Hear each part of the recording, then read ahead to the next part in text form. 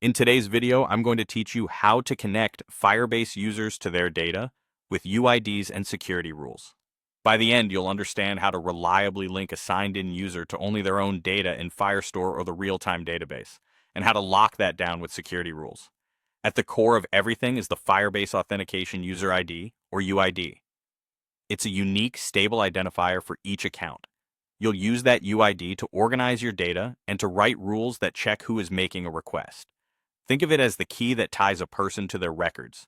The first approach is to structure your data by UID in the database path. For example, store everything for a user under a user's collection or node named with their UID, and place their documents or child nodes beneath it. When the app writes or reads, it targets the path that matches the signed-in user's UID.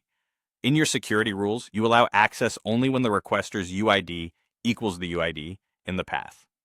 This pattern is simple, highly performant for per-user data, and easy to reason about.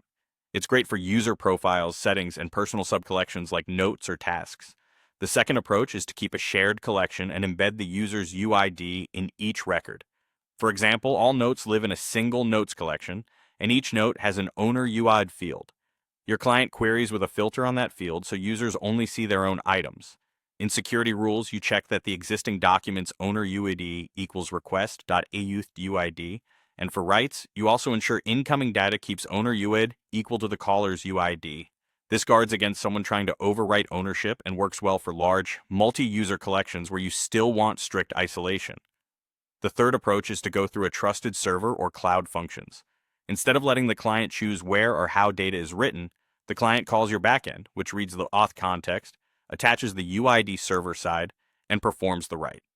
Your rules then either allow only those server writes or still validate that the UID on the data matches the caller. This is ideal when you need additional validation, multi-step operations, or role checks using custom claims. Whichever method you choose, always test with the emulator suite, never rely on email addresses for access control, and remember that security rules are your final gatekeeper. Organize by UID, validate ownership and rules, and you'll keep each user safely connected to their own data.